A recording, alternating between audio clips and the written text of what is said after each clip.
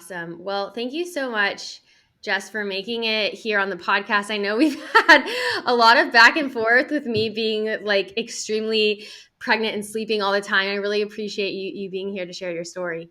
Yeah, of course. Thanks for having me. I feel like we talk so much when we're like together and like going through HTA that yeah, I've missed you. I've missed all the girls. Like it is kind of crazy afterwards, just keeping in touch and hearing everybody's like stories after. So it's really good to be back on.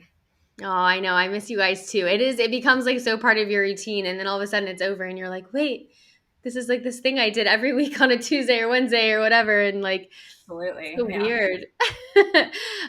Yeah, I know. And I love this like setup of like chatting on a podcast after and syncing back up and hearing what's been going on. And definitely thank God for social media for staying in touch. I mean, it's like I love being able to like see what everybody's stalk everyone's stories and what they're doing in their life after HTA.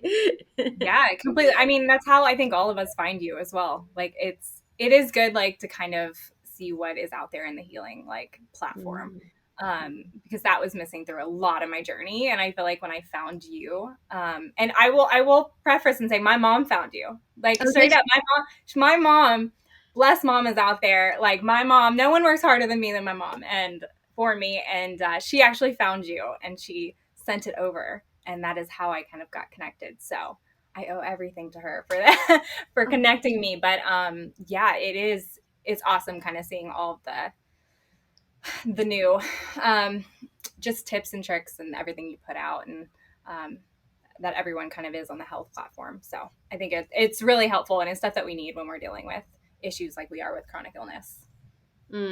Yeah, their social media can be used for lots of different things, and I think it can be we talk about this a lot, but like super healing and great and positive, or potentially not as positive, depending on which side of social media you're on. Yeah, no, I mean, I think what's great about your platform specifically is it's like it's such a positive area. I've been in other support groups and there's just nothing compares. It's a lot of people getting on to complain and um, and vent. And while those things helped me through a really tough point in my life, in my journey as well, there's nothing when it comes to like what your program has done and what you offer. So it's been an honor to go through it and kind of to continue to keep working with you. Oh, thank you. That's so kind. Oh my gosh. Yeah, If people are listening, they can't see my face, but I'm very touched. all true. Well, thank you so much. That is very kind and that means a lot. And I'm so excited to hear about your story. I mean, I think, we should start as we always do, which is as far back as you want to go of like, when did the question of when did it all begin, but kind of like what brought you to where you are today? What is your story, as much as you're willing to share, because I know that so many people are going to relate. Yeah. My story, it's really surrounded around COVID, is kind of was kicked off my journey right at the beginning of the pandemic. So March 12th of 2020. It's kind of crazy to think back, like just even that day right before, I was just a completely different person. I was 27 at the time. I turned 28 a month later, but prior to COVID, I was an incredibly active 27-year-old. I worked out all the time. I was working multiple jobs. I was just go, go, go. And that's a lifestyle I've loved my whole life. So I was very used to that, very accustomed to that. Definitely an overachiever, kind of perfectionist a little bit. I'm just doing 0 or 100. It's one or the other. And so I think some other stories I hear sometimes are kind of like they lead, one thing kind of leads to the other, and for me it was just like running into a brick wall. Like it was from day one. I woke up March 12th in the morning. I went to bed, I woke up March 12th, and I was running a fever and throwing up. And then a couple days later, I went into my chest. And I mean, from there on, it's been a pretty tornado that first year. And then, yeah, just kind of the chronic illness, long COVID aspect after as well. Um, so I literally had to pull up a list on my phone if if I'm talking about all of the symptoms that I had that first time. And I think it's been a lot of like themes through my story is, I guess, a lot of being one of the first people to go through it. right? Like it's this pandemic. It's insane and nobody knows anything about it. Then add on my age with that. And from the beginning, it was just, I'm the one going through it and updating my doctors a lot. I'm the guinea pig. I'm having to very much advocate for myself a lot through this. And so back at the beginning of the pandemic, like you were only supposed to be like 50, like right when it came out, right? Like, you know, the NCAA just shut down. Um, all of that, that's probably what I was upset most about, honestly. And yeah, doctors just were not taking it seriously. You weren't supposed to be 27. You weren't supposed to be an active person with no underlying conditions ever. I was an extremely healthy kid.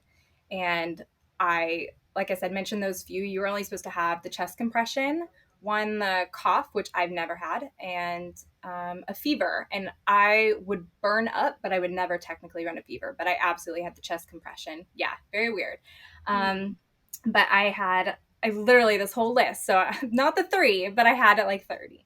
But I fever, well, running really, really hot, throwing up, diarrhea, the chest, just tightness where you can't breathe, horrible sore throat, the headache, all the sinus stuff people had down the ears, just horrible sinus, nose, lost my smell, lost my taste, the hot, cold chills.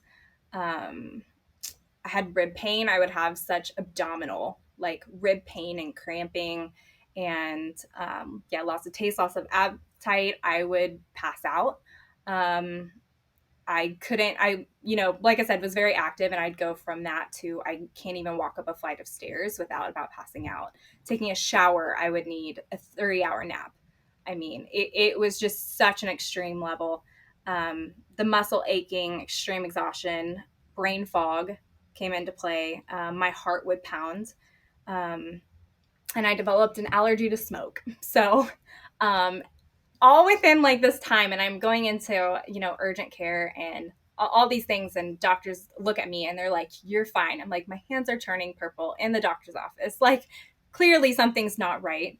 And I think for both of I don't know if this is just my story or if other people have had this, but both times that I had COVID kind of right early in 2020, I had like the initial 2 to 3 weeks of COVID were really, really tough. Like I did have all of that, but I could kind of get through it. At the 3 week mark, I would have a couple days where I started to get better, and then my body just completely crashed. And to me, that's when side effects start to happen. So it's more into week 4, 5, 6, 7, 8. Like it becomes this after effect of COVID in my body, creates all these issues, all these like post symptoms for me. And so I just remember kind of about the 8 weeks before I did end up in the hospital.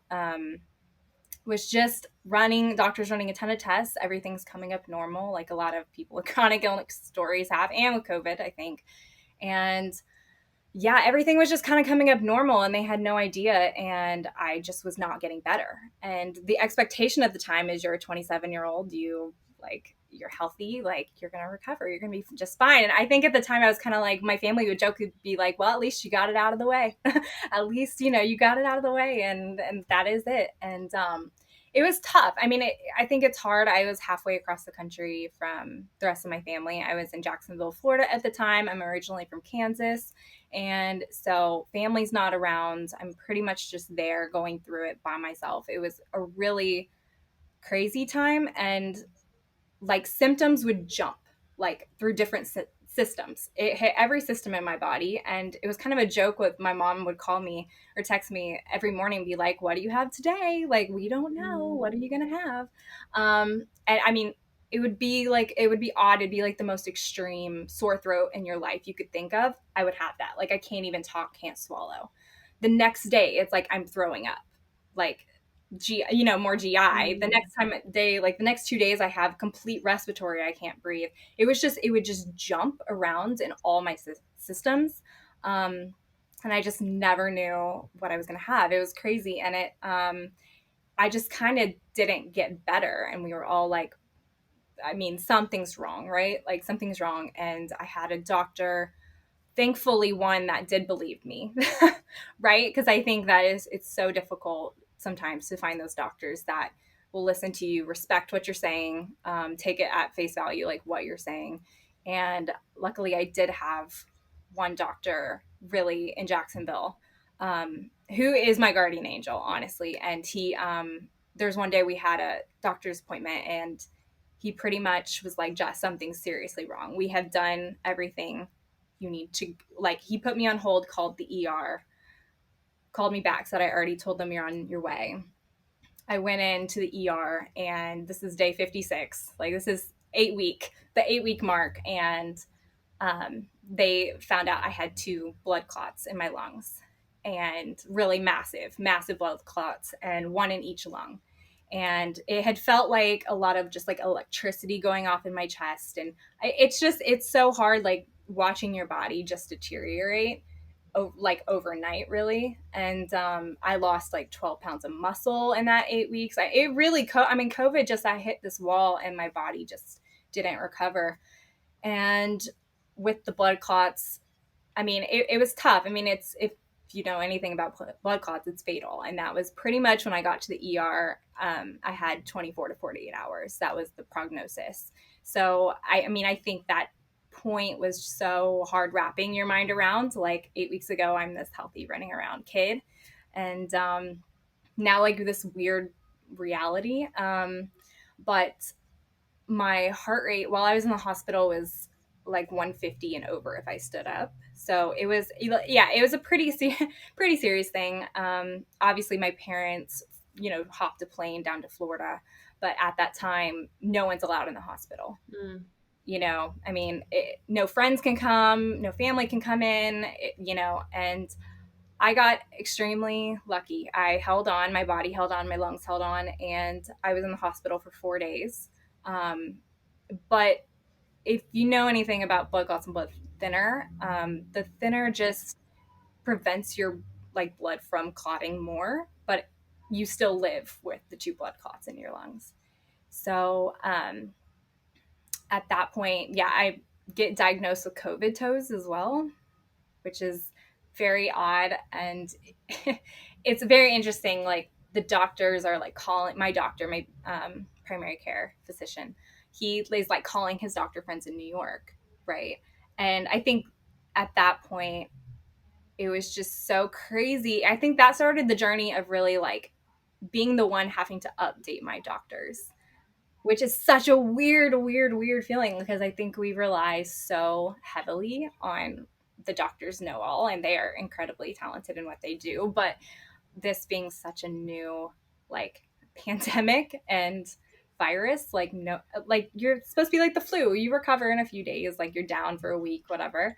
And yeah, I mean, from the ER, like blood clots weren't a thing to look at in early May of 2020 at the time.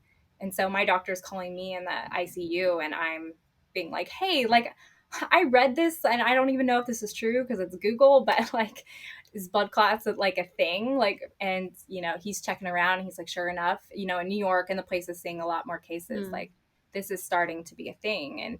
And then with COVID toes, and it's kind of crazy being on this podcast now, but I kind of always like was that weird case, like from the beginning. They were kind of like, you're gonna, like, your name's gonna be in a journal, basically, like your case is so crazy.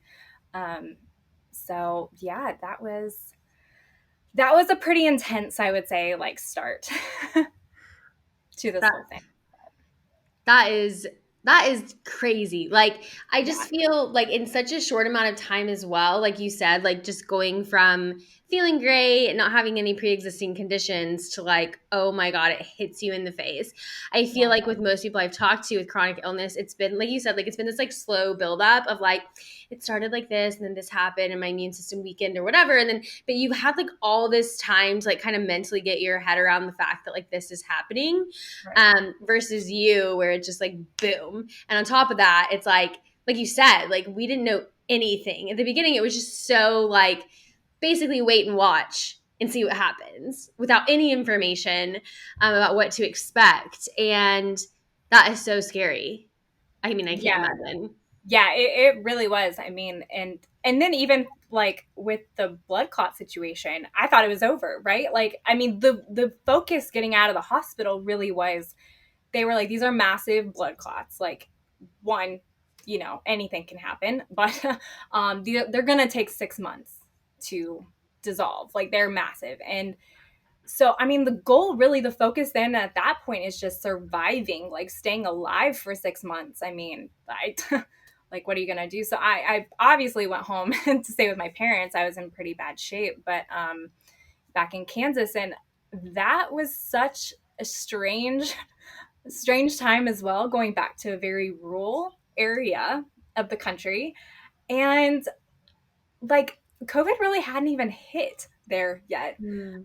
And so I did have to change doctors. Like, I was extremely frustrated with the lack of just, it's not a big deal. It's not a big deal. And I'm sitting there like, you don't even know what I've been through. Like, this is crazy.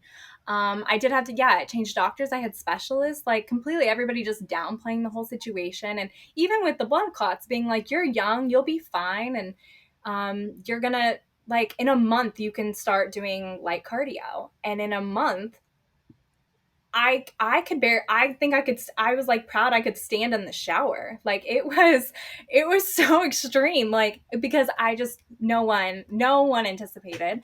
Um and that was really, really weird. And like, to be in a rural area and like come home with this insane story. And one, you either freak people out, like, you either, it's extreme, right? Either people still just don't believe that it's real, or they don't take it seriously, or there's people that are so freaked out by your story. And I'm like, I try not to like panic them, because I'm like, I mean, that's me, that's not necessarily you. But it was good. It was a weird time. And I was making it through. I was recovering a bit. And um my best friend was getting married, and I was originally supposed to be the maid of honor, like one of my best friends. And so I was like, you know what, like, I don't want to miss out. I needed out of the house. I needed something to take my mind off everything. And I was like, you know what, I'm just gonna go. I'll sit a lot of it, it'll be fine. About 4 days later, I start getting symptoms again. And I had symptoms at the time. I mean, through those 2 months, that 2 months of getting home, I mean, I still did, between the headaches and the sore throat and the chest and everything. I mean, I still have two blood clots in my lungs, right? And truly, if I hadn't got COVID the second time, I still think I would have had long COVID just from the first time alone. Like, I fully believe that. Um, and I think people don't understand, when you can't breathe, even from COVID, whether it's COVID or blood clots, it is so scary. It is so scary. It's such a mental thing. And I would find it so hard to even sleep.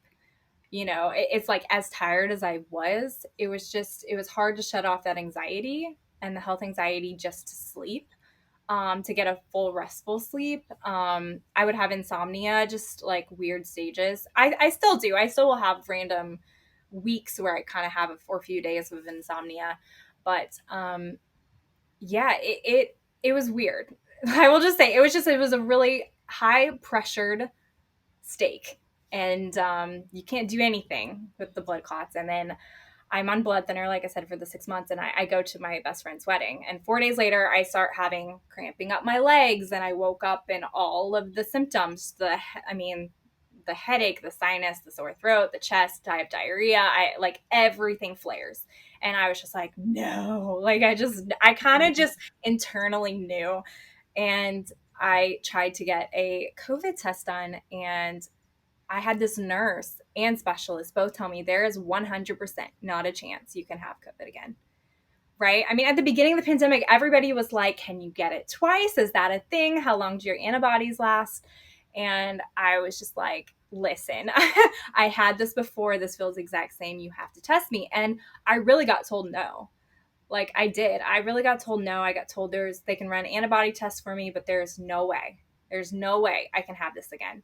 And I really had to, advocate for myself hard and get a test. And they called me 2 days later and said, sure enough, you tested positive. And um, that was difficult, because that was so defeating, I think, for me. And again, being such a, I just have felt such like a weirdo, honestly, through this whole experience, it's so isolating, I think, having any chronic illness, but it you just feel like you're just out on an island by yourself. And like I said, I'm in rural Kansas with I've had it twice now in 6 months and blood clots, and people haven't even gotten it. Like this is what is happening. And the second time was the initial 2 to 3 weeks. It was kind of this similar process a little bit where it was the same thing for 2 to 3 weeks, and then I crash. And then all the side effects and symptoms start happening. So at the 3 week mark, my hair falls out. I'm just having chunks and chunks. And again, this is before any of this is out on the news or anything. I'm just panicked to my mom, being like, I am chunks off are just falling out. Like, this is horrible. For that next like 4 weeks, I am in the doctors every week, coming with crazy, crazy stuff. The hair is falling out. And then, oh my gosh, what was it? There's just been so much that's happened. Yeah, my hair falls out. And then, then I go in and I'm having straight throwing up or diarrhea for a week straight. I can't keep anything in my system. This is week 5. And it turns into like an intestinal infection. Like, I have stuff with my ribs. I mean, it was just one thing after another. I have another relapse on week 8 out of that. And it kickstarts my period. I am on my period for 4 months straight every day. And I am in OB. I am in any doctor that will see me and test me.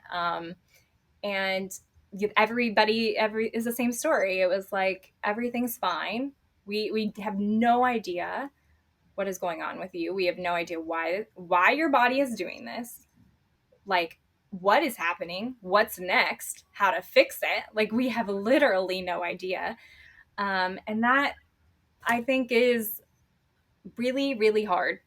That is hard to hear when you're in so much pain and you are struggling and you have all these symptoms happening and side effects, and you're just updating your doctors as you go, and trying to do the best you can. And I think every time I felt like I would make a bit of a headway, it would come crashing down again. And I'm from an athletic sports family. My dad was a coach, so I grew up in sports, and I grew up working out, and I grew up, and I think so much of the mentality growing up, rightfully so, for that time period, was you push through the pain. I've played on horrible injuries, and you push through it, you grind it out, like it, and it was so difficult having it's like the polar opposite is what you need to do. Everything you're ever taught ever, like, doesn't help you in this situation. And it was just, I remember during that time many times telling my mom, being like, I'm in some crazy dream. I am going to snap my fingers, wake up, and it's all going to be back to normal. Like, this is some polar universe I'm in. This happens to other people, not to me. Like, this is that sounds horrible, but I was really just like, this is insane. Like, and so, I mean, I think that pretty much that first year was just stepping into this insane tornado of COVID and trying to manage that, get through it, update my doctors, being that 1% of the 1%. And that first year, it was pretty tough with that. And then you Well, I was just gonna say, like, you're like, it's pretty tough. I'm thinking, well, that's the understatement of the year, but yeah. I think there's just it sometimes it really is hard to put into words. Yeah, of course. There's so many levels to it. There's so many emotions. I think when you go through anything like that it is hard to unpack it all, and talk about it. And so much happened, but I think that first year for me, as crazy as it was, I almost feel like the second year was a bit harder, because I think it was such a tornado. Once I got out of that tornado, you have to deal with the aftermath. And I don't think anybody anticipated long COVID was not a thing at the time. Again, to me, it was make it through the end of the year, get through the blood clots, and you're going to be fine. I mean, blood clots themselves can take a couple of years to come back from, but you're going to be okay. And I I think I started to get a bunch of social anxiety. I think a lot of other factors then started to come into play, from the trauma, from the anxiety. And I've never had anxiety in my life.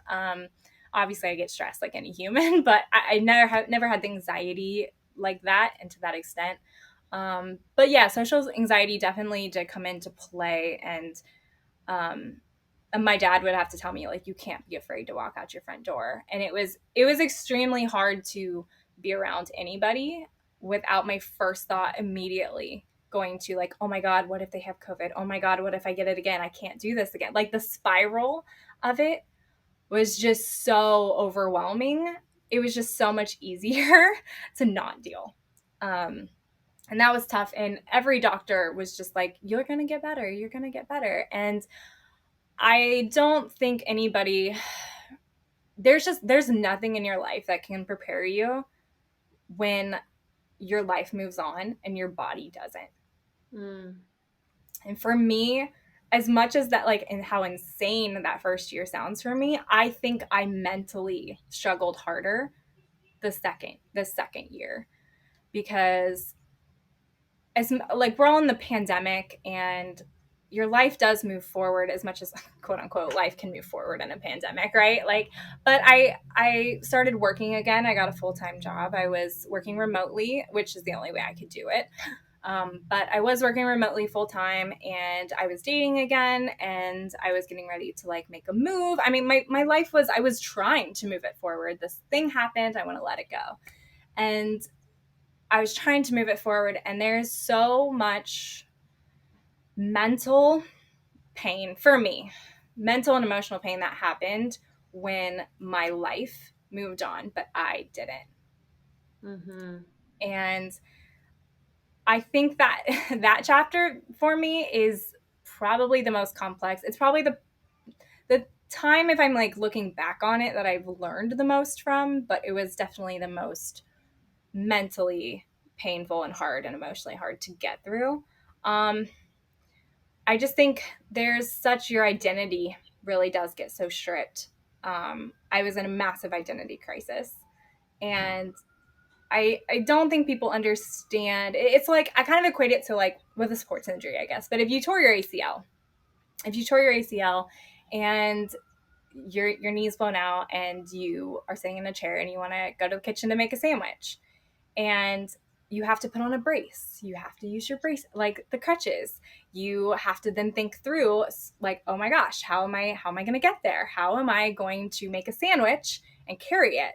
How am I going to get a glass of water and carry it? How am I going to sit and eat? How am I going to get dressed for work, take a shower? Like, everything is different. How would I make it down the stairs with the crutches? How would I get in my car? How would I go to work? Like, every aspect, every thought you have in a day is completely different. It's just on such a different scale. Like, with an ACL, you would have surgery, and there's a recovery period. But, like, with chronic illness, it's just not. And if you're on crutches, crutching somewhere, and you get tired, like, Mm. I mean, your arms get tired or whatever, like, you have to keep going, or you need help, or, like, it's so difficult when it's a chronic illness, and it's your whole body is doing that, right? Every thought you've ever had ever to do anything is different. The way your body moves is different. How you have to do, the pain that comes, the tiredness of extra working your body in a different way happens. And it was really, really challenging, to move to a new city. I think for me, looking back, when I moved to the Northeast and I moved up here to Boston, I way overstimulated myself. If I'm reflecting back, I think I got way too overstimulated. It was too many changes, um, from what my norm was. And I struggled. Like, it really was. It was a really struggling, like, 8 months. Um, you're just having to, every aspect of your day is different, and you're so fatigued, and you're so, like, chronic fatigue. Like, some days you just can't get out of bed, and it's not even a will thing. It's like, you can't get out of bed. And I used to be able to multitask like crazy, and your brain is just wired different now. I mean, I could do one thing at a time. You have to put all your energy into just doing one little task, and then you can move on. And it's kind of like doing a dishwasher, like unloading a dishwasher. I mean, the thought of it's so crazy to people like that aren't in it. Like I understand how crazy it sounds sometimes, but like to do something where I'd have to identify what the dish is, right? To physically have to lift things, to go back and forth, to identify what the dish is, where it would have to go, and just like to do things like that over again. I felt like I was constantly choosing between um, do I want to straighten my hair today or do I want to cook? Because I can't do both. I can't do both arm strengths. I was just constantly felt like I was having to give up something to do something else. And sometimes the things that I like, you're giving up what you want to do what you have to do, unfortunately. Mm. And I just think there's so much emotional pain in not being able to do what you want whenever you want to do it for such a long period of time. It just tears at you. It really does.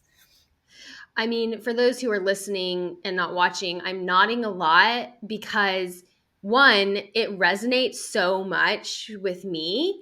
And two, I earlier today when I was telling you about this before we recorded was I recorded a podcast on the 5 biggest struggles in my healing journey. And what I said at the end of the podcast was what's interesting about this is I haven't even touched on the physical pain because at the end of the day, the 5 hardest things were emotional, mental, spiritual tolls. Like, yes, the pain sucks. And like your story, like, I'm sitting here like, this is blowing my mind. Like, one thing after the other, like, that is really rough. But then it resonates so much with me. And I feel like perhaps it resonates well with anyone listening because it sounds like that is like the universal thread through chronic illness.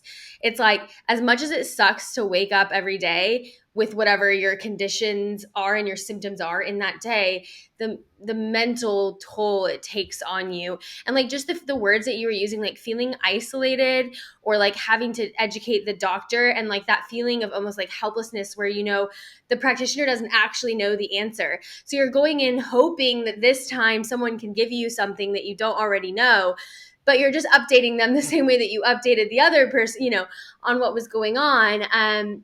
And then, like you said, waking up every day having to choose, and what goes out the window is what brings you joy. And what you do is what has to be done. And I know we've talked about this a lot, but it's just like, yep, I've got to eat today, so I'm going to make a sandwich and that's it, or like I eventually am going to have to unload the dishwasher, so that's what's happening today and that's it. And now I'm exhausted and it sucks because I would have really liked, I know that if I would have, like you said, straightened my hair, like I would have felt better and it gives you pep in your step, but you can't do it. And constantly getting these things taken away from you, things that are so essential to your overall health and well-being, like joy is essential to being healthy, and it's all stripped away. And I think that also there's not acknowledgement or narrative or really support in that area when it comes to chronic illness in the way that there is for the physical sensation. And so you're going to get like perhaps a solution and definitely some understanding and sympathy if you go in and you're like, yeah, I've been vomiting for 24 hours. They're going to be like, oh my God, that sucks. Like we can all relate to that. That's absolute shit. But like, you can't possibly understand how horrible it feels to wake up day in and day out, just waiting to see what's going to be, how crap I feel today. And am I going to be able to achieve the thing I know I have to do to pay my bills or survive, and another day just like that, and then another day just and it sucks, and it's no way to live. Like like you said, like it's really surviving. And mentally, because you become so strong physically, like you said, you can just get through it. Like you get through the pain. Like as humans, we're resilient, we get through it. But like mentally, it just tears you down to the point where it's like, I don't know. Like to me, like I can relate so much to where I just thought, what's even the point? Like, what's the point of getting up? Because at least if you physically have pain, but mentally you're like, I've got this, you can make it through. We know you can. But mentally, if you're just torn down and you're isolated, like as human beings, you can only take so much. And I feel like that's what people are really feeling in the chronic illness space. completely. I mean, there were days it was just like I didn't even want to go to bed because I didn't want to wake up and do it again. Like that's, I mean, that is real. Like it's just, and you go through this couple days where you'd be like, oh, this is my normal, like I'm used to it, and then that it builds. It's like a pressure thing, and then you'll hit a point where you're like, I can't do this anymore, and then it's just like you have a day, you're in tears, you're just breaking down, and then like you kind of get yourself back up and you're like, okay, this is normal. Like, and I think we're so conditioned, like growing up, to be like, you get down once, you get up, you get knocked down 7 times, you get up 8, and but you're not conditioned. You never learn. Like you get knocked down 800 days Mm-hmm. to get a 801. Like that is just not like what you're taught. Like you're told. And so yeah, it is tough. And having all the things that kind of make you stripped away, I really felt just like a shell of myself. Like inside I was like, I'm not me. I have to think completely polar opposite than I have ever in my life. I have to do things completely different than I would naturally do them. And I remember it super painfully. um Working out has, like I said, I mean, I grew up sports and has always been my therapy. Like really, like playing and working out, it is truly like my mental therapy. And to lose that has, for me personally, has been a massive blow and a hard thing. On top, it always got me through stressful points in my life, and I always worked at it at the end of the day, because if things built up, I could just let it Mm-hmm. out and then go to bed and I would be fine. And I remember the first time I got home from work, and it was just like a long day. It's really just like kind of a day that grinded on me, and like the only thing in the world I wanted to do so hard was like go crush a workout, and I couldn't. And it just it sucks. Your therapies are different. It's just everything, every single thing is different, and you're trying to adjust and find that balance. And um it's just it takes a mental and emotional toll on you, and you don't feel like yourself. And it's just tough. It's a tough transition to get there. And I heard in another podcast that you did that, you kind of had a point. This is where the point hit for me, where either people get kind of tired hearing about you know um, everything going on, or you learn who has emotional different emotional depths. And yeah, certain people kind of become your therapist. Certain people, or people will come up and ask me, they knew I had this issue, but they assume I'm better. You look at me, it's a hidden illness. Like it is. I think that's tough too. Like it's just hard to gauge. It changes every single day, the level that I can do versus not do. And people will come up and they'll ask me, and they'll be like, oh, how are you doing? And I either have to lie and just be like, I'm fine, or I'm managing. And like I felt like during that 8 months, kind of, I was just on the spectrum. I'm either being like, I'm fine, or I was an emotional puddle. Like that it really was. There was no in between. It was so hard to regulate all my emotions and work through every feeling of grief, anger, happiness on the good days. I mean, it's not all bad, but like the things that I could do, I was proud of myself. But there's just every emotion you could possibly feel, I felt like I felt during that time. And I was in a critical illness recovery program in Boston. I was able to get in, and I think that was tough because so much I was just like, well, just hold out until you get through this. Hold out until you get through the hospital. Hold out through blood clots. Hold out through, till the vaccine. Hold out till whatever, till you get to doctors that have seen more cases in the Northeast. Hold out till this and that. And even them, high specialists at a great hospital in Boston, are literally asking me, do you think this is related to COVID? And I'm like, I don't know. You're the specialist. And they're telling me a year and a half in, a little over a year and a half, that my heart, it can only handle standing on my feet, not even moving, for 2 to 3 minutes, because before my blood pressure drops and my, like, the headaches come on. And I just got so used to feeling like I was half passing out all the time, like just those intense headaches. And um I think it was tough. I was in PT, and there's such a fine line to walk every day. There's such a battle in your head going on. There Mm-hmm. really is. There's such a battle in your head of like, I want to do this, but I can't do this. And um, how much is too much? And if I do step off that like microscopic line, then it's going to set me back like another week, like weeks, like truly weeks. Like it would take me, if I crash, it would take a relapse. It would take me like a month to come back. And I went to a PT, and I was in a session one day, and I was actually making some good progress. And so I was like, okay, here we go, here we go. And he overstepped like he pushed me Mm. past what I could do. And like I said, I think we put so much faith in the medical professionals, and you just have to know your own body so well. And like, I mean, lesson learned, right? Like, I need to tell him when I cannot do this. This is not okay. And I think after that, we found a better balance between me and him, and really being like, this is not okay for me today. I just cannot do this. But like I said, I learned a lot through those 8 months, but it was an extremely mentally, emotionally, and physically painful process. But I did find a lot of relief. I in that time started acupuncture, and I found a lot of relief in that. And it was so crazy. The second time I went in was the first time the left side of my nose I could smell in over a year. I had lost my smell for over a year, and from all the inflammation and everything. And Mm. let me tell you, that's a blessing and a curse. Like, it really is. Like, the good stuff's great, and then the stuff that like I don't want to smell, like, it feels so strong too. Oh, But I bet. yeah, acupuncture was kind of the first like different kind of medicine that really worked well for me, and it calmed my immune system down. I could tell when it we targeted my nervous system in my down my spine, because I was you couldn't even touch my back. Like, it was so it felt like I was on fire. Like, you couldn't even like touch my back. And the more we were able to calm down my nervous system a bit, the better I was doing. And I think my 2 year point kind of came up, and I that was really the turning point for me of, do I accept that this am I slowly dying? Mm. Is my body turning in on itself? We don't know. Doctors can't tell me. Do I just need to accept that this is where I'm at, and I just need to try and be happy with what I have the rest of my life? Do I still keep just that hope there? And I mean, I don't think the universe is not a coincidence. Like, it just is not. And about a week after my 2 year mark, I had this acupuncture appointment, and I got off the table. And I think when we're in pain every day, you do like a head to toe check.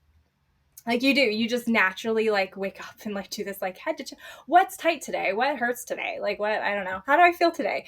And I got off that table, and it was like I felt like I was like in a trance or something. Like, it was this weirdest feeling. And I was like, oh, this is so strange. And she looked at me, she's like, are you okay? And I was like, I think so. Like, I think I'm good. And I was walking home, and I just started crying, because I realized that this is normal. Even my Mm. good days that I thought I could breathe normal is not even close to, like, I realized I was like, oh my gosh, my head doesn't hurt, nothing hurts. And that was such a weird, I felt like I was floating on clouds. I was skipping home, like in my head, that's what it is, right? And it only lasted about an hour, but my acupuncturist did a really great job of reassuring me that my body did this. I was capable of this. And I think I just needed at that point for me, I think my spirit had been pretty crushed to Yeah. that point, and I needed it so bad. I even went in to tell her, and I was like, I just needed it so bad. I was like crying in the appointment. I was like, thank you so much. And yeah, but she did a great job being like, this is you.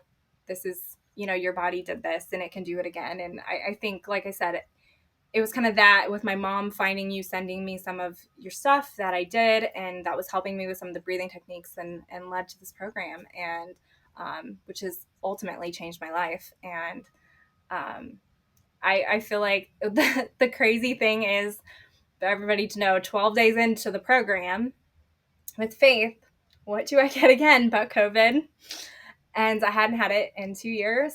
And um, yeah, I know you talked about it on another podcast, but that was such a crazy time, because I even think from the get go, like, if you are considering taking her course, take it. Like, from the jump, you learn so much. It's work. Like, it is work that I felt like I was in therapy. Like, I had to really dig into like emotions and things that maybe I didn't want to feel. I was numbing myself a bit to try and get through. And I really had to, you know, put in a lot of work. But I mean, 12 days in, the things I even had learned up until that point of getting COVID, was crazy. And I always, always, always have felt that everything happens for a reason. Like it really does. Everything happens the way it's supposed to.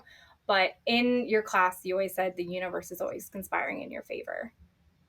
And I think that's within that first week or two. And that the way it's like said like that will forever be my mantra. I say that, you have no idea how many times I say that phrase all the time. All the time. And like if my sister's talking to me about something, I'll be like, the universe is always conspiring in your favor. Um, and it just, I feel like just that mental work. It starts with your head. And once you get that right, your body's going to follow. And it was kind of crazy having, I had tested, I didn't feel good and I had tested negative, but we were in the middle of your course and I had this success. I call it my jellyfish hands, which is really funny. Don't tell me why, if you're watching this. Um, but I think I grew up playing piano, and I think there's some subconscious, like it's relaxing to me. There's Yeah. kind of like scales and stuff. I don't know. That could be wrong. That's my guess. If it Um, works, it works. It doesn't need to make sense. course. Kind of water. I love water. It just Yeah. reminds me of jellyfish. I call them my Yeah. jellyfish hands, and I still do that.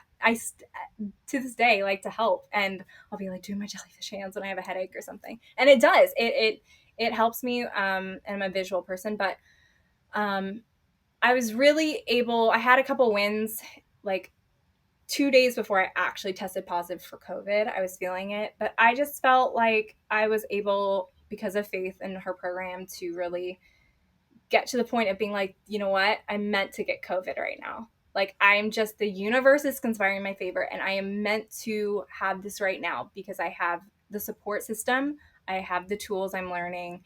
And, I reached out to you. I mean, there was definitely work of like the health anxiety of what to come. But the crazy thing is COVID was actually in my house 2 months prior and I didn't get it. And we were like, how did I not get it? I was in very close contact. And I just think if I had gotten it then, it would have been such a different experience. And COVID was always just this bomb I felt like was waiting to drop on me again. I always assumed I'd get it at some point in my life. Again, 2 years on the road, 5 years, 10, whatever. So when I did test positive, I worked really hard to put myself into the position of like, you're gonna have to go through this, and if there's a time to go through it, it's now. um and and to have you and the girls support and everybody, um it's invaluable. Like it really, really is, having that support system behind you. Oh, support is everything. But I think I would love to actually, I would love to pick your brain on that in terms of getting it again. Cause I remember that day and you Mhm. texted me and you were like, I was tested positive for COVID. And I was like, And oh, I was in tears that morning at our thing because I yeah, felt so bad. Yeah. of course. I mean, I was like, okay. To be fair, it was a weird time as well because I feel like that's when like COVID was like there was just another wave in the world, wasn't there? Like it was really random. Like all of a sudden, everyone was getting COVID again. And on that call, I think three of us had COVID, but we didn't have your experience with it, of course. So it just isn't the same. And you're coming in with well, what you've just shared, and all of a sudden this is surprise. How was it? Obviously, in all honesty, this Mhm. time around, the third time getting it, given what had happened prior to. Yeah. Yeah, night and day. Night and day. It really was. Like I said, I mean, I just think the mental aspect of it not feeling like it was this bomb that was dropped on me and I was never going to Mhm. come recover. And the tools really put me at a lot of ease of being like, I, I'm able to at least control the pain. It just, the whole program, but especially that, just it gave me my little bit of my confidence back, um, of being able to do that. And I think the thing I struggled with the most was the health anxiety portion of it, of what is to come, right? Because in the past 2 times I had it, I had side effects. Like I was kind of like, in 3 weeks, am I going to crash again? Am I going to have all these side effects and stuff? And I didn't, in all honesty, and it is because of the program. Like it really is. I think we talked about like it was like 3 weeks, 4 weeks later, and I had this really stressful week of work, just a lot of deadlines, just one of those weeks that fall, and I worked my butt off. I really, really did. All the things to get up and do in the morning, taking my, like, all this stuff in the day. And I was able to get through that week and just and be able to go to a wedding like that Saturday. Like at the end of the week, I was able to go to a dinner and have a drink, which alcohol had made me completely sick for close to a year. Like I could not have alcohol. And so to be able to get to a point where I could have a margarita, I missed margarita. Yeah, And I missed a good absolutely. margarita. Oh yeah. That to make it to the wedding, I even surprised myself. I think I surprised the people I was with. I surprised myself, like out on the dance floor. And I was kind of like, oh my gosh, I did it. Like I did, like I did it. Like this is crazy. And it's just those little wins that are like people don't even understand like how big those are. And um, so, I mean, that being 3 or 4 weeks post COVID, like that never would have happened prior, Mhm. like never, never, never. Um, and it was so great, getting to share that with some of the girls and everyone just being so excited for you. Because unfortunately, unless you go through chronic illness, it's a hard thing to grasp. So, um, yeah, just completely different experience with the program and COVID for sure. But you say it's because of the program, but it really is because of you. Because I think like people underestimate, like you said, like it's hard. It's like the hardest work to like to pick yourself up from a dark place or to fight the human instinct to spiral. Because it's not like, oh, chronic illness people are just anxious. It's like, no, no, no. That is just the human instinct. Like the brain is going to be like, oh my God, we've been here before. Let's protect ourselves, as you know. And so to fight that urge, like anyone who's been there knows that that is like the hardest thing ever. I mean, you are someone who's lifted before, right? You've worked out, like you know how hard it is to build a muscle starting from square one. And it is like blood, sweat, and tears until you are able to flex it more easily and like you have the muscle and then you can properly lift. And that's kind of the work we're doing. But what differentiates people who are successful from people who are perhaps not having these huge results is that mental stamina and strength to be like, you know what? No, no, no, no. Like I understand this about the nervous system. I understand this about the brain, but like I'm going to choose to believe this. I'm going to choose to have hope in this. I'm going to choose to fight for this, and believe that I am going to bounce back despite evidence to the contrary, which is what so many of us are presented with when we have chronic illness. We're just like so used to being like knocked down again that that's like obviously what we're going to believe. To choose to Yeah. hope in something that you don't have evidence for in your life is incredibly one of those difficult things that you can do as a human being, I think. So the win is 100% on like that mental strength that you have to pick yourself up and be like, no, no, no, I'm going to do this, like that is not easy.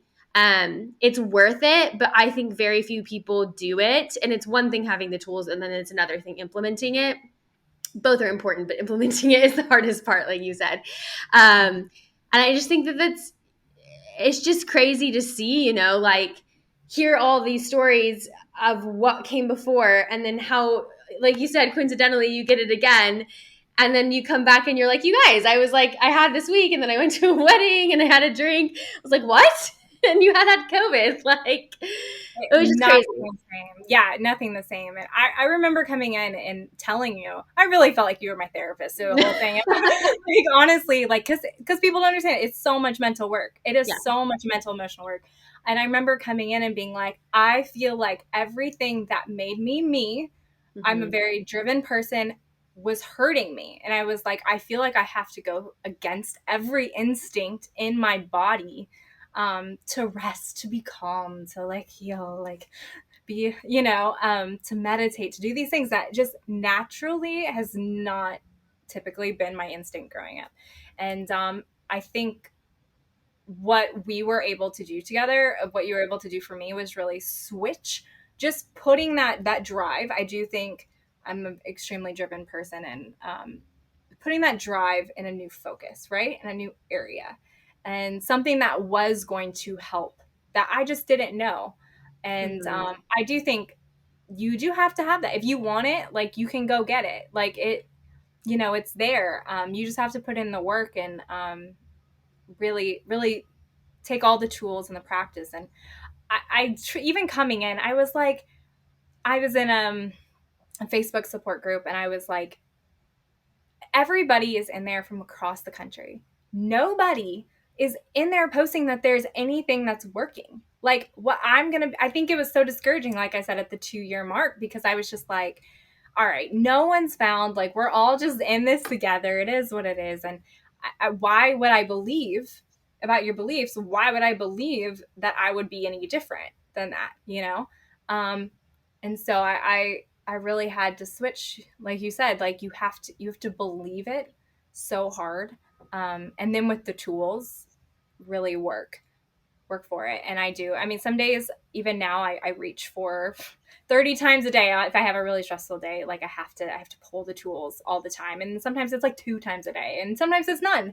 And it just depends Mhm. on the day. And um, you do such a great job in your program of really why I was so drawn to doing your program as well, is you say, like, it's okay if you have a day that you need to just lay on the floor and cry. Like, that is okay. Like, we're all going through this. And I had this day kind of once we were out of um, the course, but I just had this day. It really had built up. Everything had built up for me, and to cry, but to have the mental capacity at that point to be able to be like, you know what, I'm letting it out. I'm going to feel it. I'm going to let it go. And I'm going to get up tomorrow and I'm going to be okay. Cause it's just going to it's like going to happen. Like, stress is going to happen. Yeah. But yeah, all the tools are there. And I think just people need to know that it is possible, especially with long COVID, because it does feel so defeating when you just constantly hear no one's making progress. 2 years, 2.5 years in, and no one's just making progress. So, um, yeah, hopefully my story a little bit can help people with that. Absolutely. And that, like, I think when you hear stories, a lot of times you think, like, oh, well, they have something that I didn't have, or they are someone that I'm not, so it's not possible for me. And I'm always trying to emphasize, like, we're all built with this ability to do this. It's inside of us. Like you said, it's tapping into it. And it's knowing that it exists, because we're not, unfortunately, we don't have a manual when it comes to our bodies and our minds and the connections. And if only we knew our capacity to heal and capacity to help ourselves and be our own healers, but we don't. And there's, like you said, there's not really that narrative out there, unfortunately. And especially when you niche down to something like COVID, which we know nothing about, you get even less of that narrative. And it takes like it takes what you did, like pulling yourself out of those conversations and just like fighting and searching. And I think that, anyone who's kind of in this community is doing that as well, though, because I feel like by the time people get to me, they're like, oh, Yeah. I guess I'm willing to try anything. And I'm like, I think great. it's the fighting, it's the pulling yourself out in the right way to Mm-hmm. calm your nervous system, right? Mm-hmm. Like, I mean, that is why we get to you, because we try everything else and we're just like, nothing works. Like, nothing works.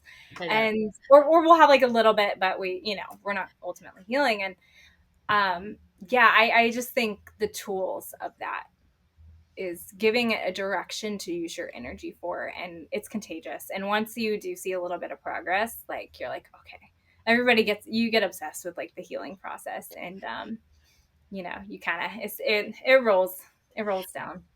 It's addictive, and I think it never stops as well. Like when you're like, oh my God, what am I capable of? And all of a sudden you're just constantly pushing the limits of like any situation. Like you said, you're still doing these things today. I'm still doing these things today. Like people are always like, oh, so what tools do you use? It's like every morning I do like 7 nervous system things, and throughout the day I'm doing these things. At night I'm doing these things. Also, I'm a human. So like you said, there's stress in day-to-day life. It's normal. There's trauma stored in the body and will always be. It's normal. Like, and you're just kind of constantly applying the skills you have, sharpening the knife, like strengthening the muscle and pushing yourself. And it is something that I feel like people do become really obsessed with, because it is so, I don't I don't know another word to say, but empowering to realize that you have what you need inside of you. And like you just haven't been taught how to use it. And you just think, what am I capable of? And like almost anything, if you can heal, it's like you can literally do anything. And so it's like, what am I capable of calling into my life? Like, how can I get more in alignment?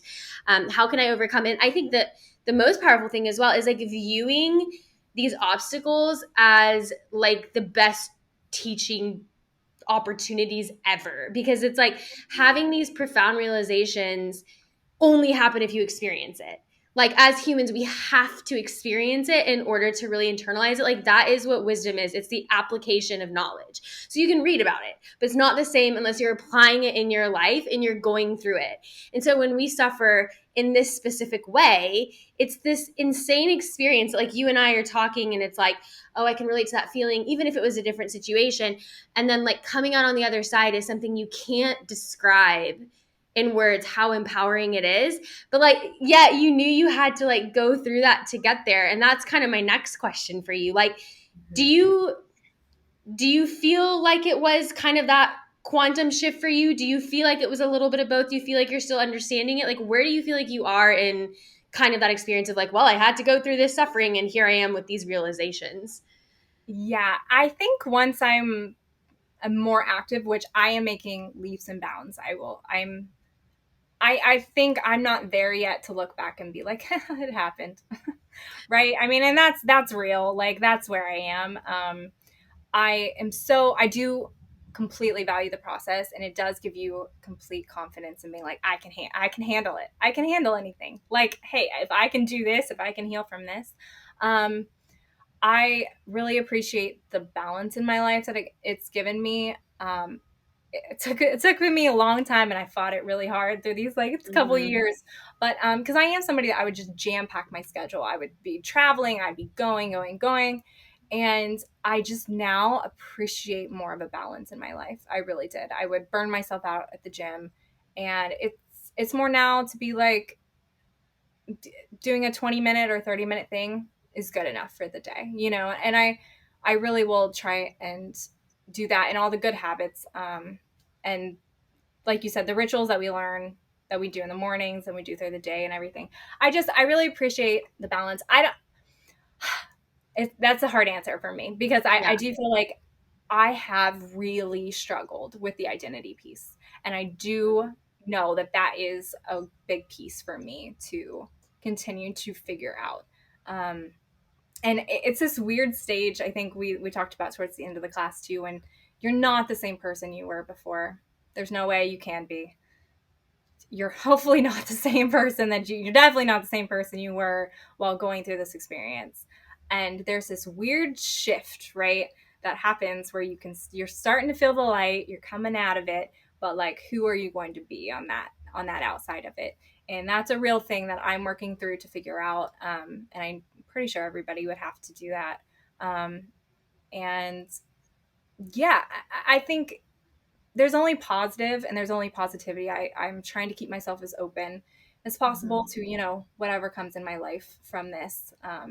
I am completely open to, but there's a lot to unpack. There's a lot of trauma that we go through every day. There's one thing that you said that from one of the classes that really stuck with me, of every day waking up in pain is unwanted trauma. Like it is. There's just a lot to go through and unpack and release. And so Mm-hmm. I'm still in that process myself. And I think down the road I will be a bit more like be able to look back on it and be like, yes, that's completely in the past. But for me, that is still a process to work through, and I think that's okay. And yeah, we're all human trying to work through this. It's like there's so many levels and layers and emotions and feelings, and it's but I like I said, the universe is always conspiring in my favor, and I just tell myself that mantra so many times. And I yeah, I was meant to get this in my life, and I was meant to, I guess, show people that it is possible. And I was meant to get COVID again in your class. I mean, it just everything is happened the way it should.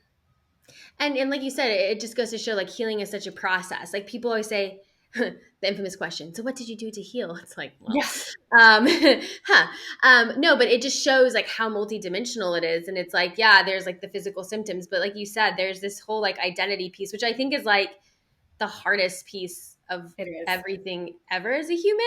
Because it's like, like we talked about this a lot, like it's like, who am I? But like the fact that you even are not you, but you and whoever, is even asking that question is so powerful, because I think most people, they don't get to the point where they care enough to ask, because identity just becomes rooted in so many things outside of us, because that's kind of how, like you said, like how we're raised in society. It's like, oh, you are the this kind of person, like you are the academic one, you are the athletic one, and you are the musical one, and whatever, and like this is who you are. And when you ask who someone is, they're like, well, I'm like a mother or a wife or a fiance, and I'm athletic person, and I'm and whatever. And it's like, when you strip those things away, you have to get really real. And I think like true happiness lies in getting really real, but it's really hard to strip away these things, and it happens to all of us. And I think like when you mentioned that in class, we were all like, yep, because like literally all of us can relate. When you strip these things away, what are you left with? And so I think it's really cool that you're like on that right now and you're searching for that, because I feel like on the other side of that is so much happiness and so much purpose. And like I said, like we wouldn't be asking that if we didn't have to. And like you said, it is this weird blessing in disguise, because that authentic happiness is something that I feel like you kind of have to work to strip away all the things that were in the way. So it is such a perspective shift, isn't it, to like Yeah. the narrative of what it is to have a chronic illness, I It think. forces you to slow down. It does. I've always been an overachiever my whole life, a perfectionist. I think if like we laugh, like a lot of us in the class are, Yeah. and it really has forced me to step back. It, like I said, find that balance a bit more in my life. Really, just be centered in who you are, because there's so much you can't control, right? It feels that way. It feels when you're going through it that there's so much in your life you can't control. Um, and all you have is you. All you have is you. And you really have to get very centered in that and very grounded in that, um, to let yourself build back up, right? You have to get torn down to build yourself back up through the process. And yeah, like I said, it's such a shift. You have to get there. But I am grateful for this experience. I know it was meant to happen and provide some of that peace, that centeredness maybe in my life, where I'm okay with certain things that I would have needed to really chase before. Um, yeah. Yeah, because this is the thing. People say, what if something happens again? Or what if there's another trauma? And that's exactly it. What if? But if you find your center and you can go back to finding peace within, then it doesn't matter what if, because they will happen, because it's life and things will, whatever it is, whether it's a relapse or and I don't think it will be, but you know, like for example, people say you haven't relapsed. No, but trust me, I have had things happen in my life. It wasn't Graves' disease again, but there's been trauma, you know. And the thing is, you can't live your life what if, and you can't control. And so, you know, the lesson of finding peace within isn't this like, you know, Buddha's sort of like ultimate enlightenment. Like if you can find the peace within, regardless of your circumstances, you are enlightened. That is the ultimate as a human being. That is the highest vibration where you can call in whatever you want in life if you want to get spiritual about it. And so I think that's really profound, you saying that, and just like being able to do that, very, very, very few people can. I can say that with confidence, especially in this day and Thank you. age. So Thank you. Yeah, it's a journey for sure, and it's been a journey so far, and it'll be a journey forever. So I think just knowing for people that are going through it that it is possible, like it is, as bad as it feels on those days where it tears you up, like it is possible. That's the biggest thing, I think.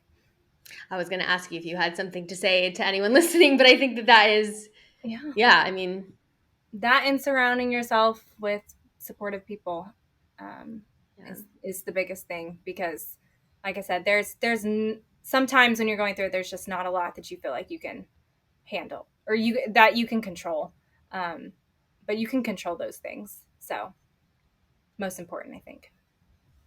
Well, thank you so much for sharing your story. Yeah, I mean, to be honest, there were details in there that I didn't know about, and you've come such a long way, and like obviously such a testament to your strength in every sense of the word. So yeah, I'll make sure to tag, you know, or tag on Instagram. Put your handle or whatever you want to share, obviously, in the show notes. So if anyone wants to connect, or perhaps they're in a similar situation and they have a question, they can reach out. But other than that, yeah, just thank you. It's just amazing to hear your testimony. Well, thanks, Faith, for everything, honestly.